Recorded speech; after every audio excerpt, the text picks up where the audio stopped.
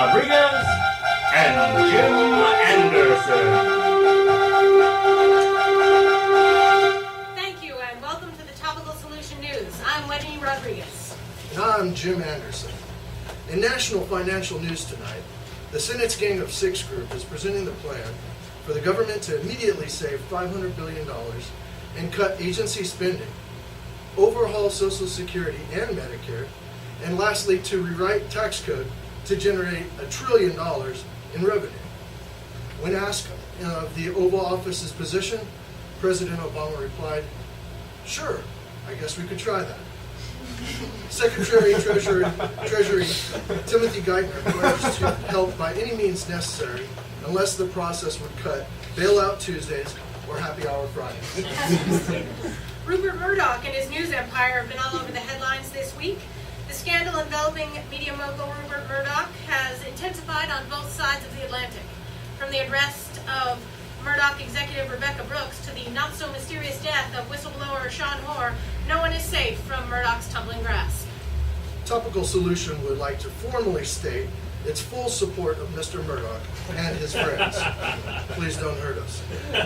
In other news, the Women's World Cup team arrived back in the States today amongst a smattering of boos and cheers. The team looked confused by the crowd reaction.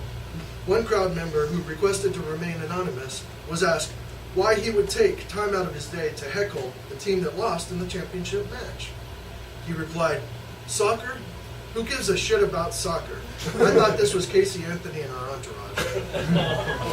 Speaking of bad decision-making, NASA announced the end of the shuttle program after the Atlantis mission.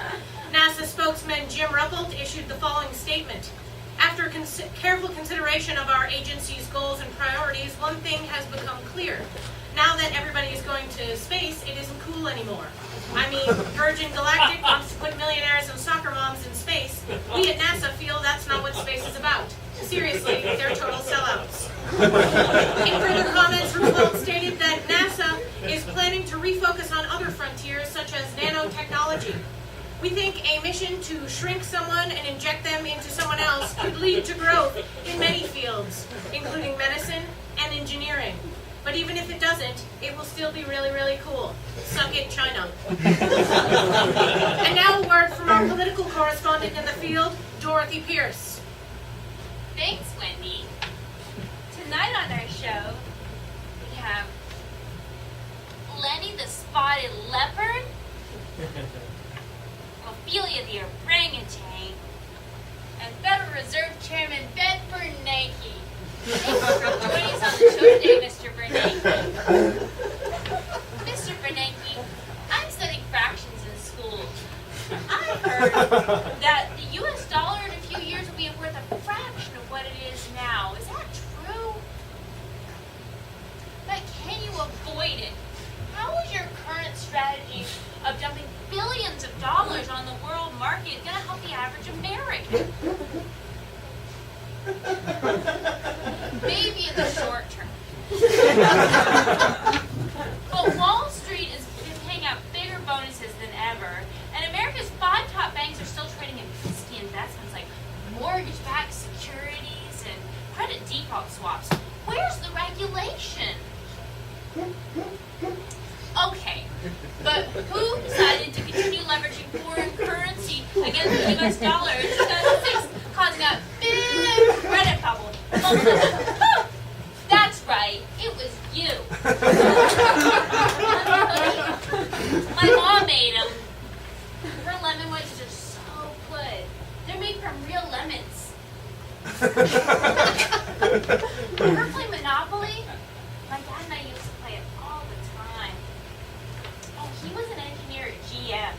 He lost his job and his pension fund. He died last year from the brown bottle fever.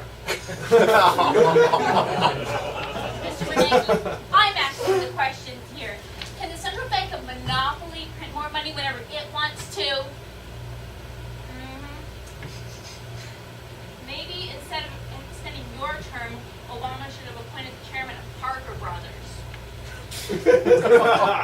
Mr. Bernanke, the U.S. has spent billions fighting the war on terrorism, but addiction, divorce, and suicide rates have all been up in the last 4 years. Not just here in the U.S., but worldwide.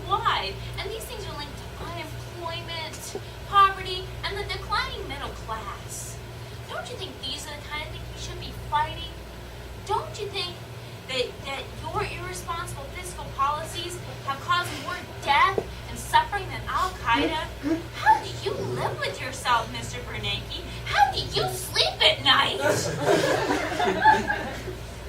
Want a tissue?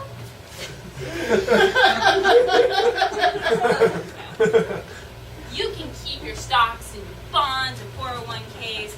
I think I'm going to hold on to my Monopoly money. I think I'm going to need it. Back to you, Wendy. Thanks, Dorothy. When we come back, Dr. Phil stops by to tell us more about himself than we'd rather know. And as a result of our poll, which is more important to you, Harry Potter or Google Plus? Coming up next.